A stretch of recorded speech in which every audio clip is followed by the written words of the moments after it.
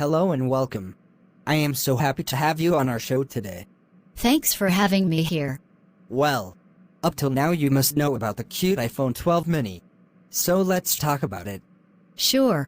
I spent several days trying out the new phones to find out just how much you lose by scaling down to a mini and how much you gain by taking your phone choice to the max.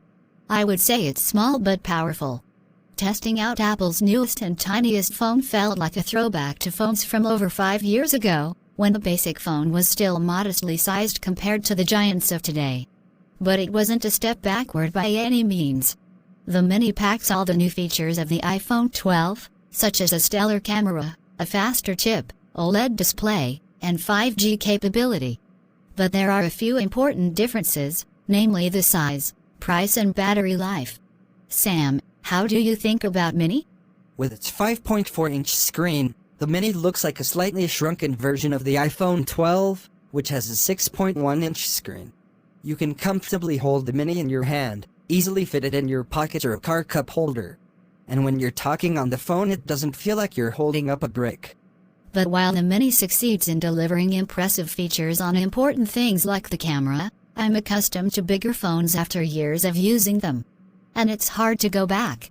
After some time with the Mini, you start to realize the limitations of small phones and why manufacturers have largely moved on. There is a learning curve to typing on a small phone again. My fingers kept bumping into each other because the keyboard is so much smaller than what I'm used to. I guess I could go back to texting with one hand.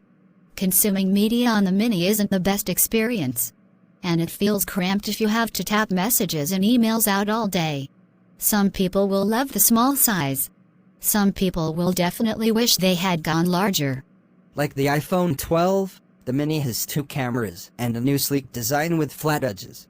Both models come in red, green, blue, black and white. Just like the 12, the Mini takes excellent photos, especially at night. An improved version of night mode, first introduced with last year's iPhone 11, brightens low-light selfies or photos taken at nighttime, resulting in better contrast and more details, without needing a flash. It definitely wowed me. And photos taken at night by my iPhone XR, which doesn't have night mode, to shame. So Sarah, what do you think of iPhone 12 Pro Max? It's the highest-end option with the biggest starting price tag and largest screen. The 6.7-inch screen is the biggest screen ever on an iPhone, and blows past the iPhone 12 and Pro's 6.1-inch displays. Watching a video on its massive screen is superior to any other iPhone I've tested. You'll also see more content and text on screen. But the trade-off is that you have to lug around a ginormous phone.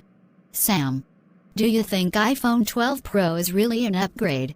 Well, I think it's an upgrade for the camera. The Pro and Pro Max both have 3 cameras. Compared to the iPhone 12, they have an additional telephoto lens. Their cameras are aided by LiDAR, a technology most commonly associated with self-driving cars, which helps the camera focus faster in low-light settings. The most obvious difference between the two is that the Pro Max has a telephoto camera capable of tighter close-up shots. That means you'll get a 2.5x zoom on the Pro Max, compared to the Pro's 2x zoom. When testing, I took photos of the same subject or object with both the Pro and Pro Max during different times of day. Both phones took excellent shots that were bright, detailed and showed contrast without needing any editing. The Pro Max's 2.5x zoom makes it easier to zero in on something farther away, without moving closer or losing image quality, although the Pro's 2x zoom still mostly did the trick. For very serious photographers, the Pro Max adds a few extra features, such as sensor shift optical image stabilization and a larger image sensor on the main camera. That may improve image quality in certain situations. But unless you are a pro, you won't notice a huge difference. Sarah, how was the battery life in your test? In my experience, the Mini's battery lasted from when I got up until the early evening with regular use. I texted, checked social media, read emails and watched a 20-minute episode on Netflix. Just before 5 p.m., I was already down to 25% battery, and it had dropped below 10% by 7 p.m. My phone was toast around 8:30 p.m. The Pro Max and other phones in the iPhone 12 lineup would last until I went to bed, and even had some juice left, with the Pro Max lasting the longest. Now the main question arises. Should we upgrade or not? This year, Apple is offering more phone choices than ever. Those with last year's iPhone 11 can likely skip the upgrade this year. But for those holding on to older models such as the iPhone 10, iPhone XR, or iPhone 8, it could be time for a refresh. The Pro and Pro Max will give users a fancier finish and additional camera tricks.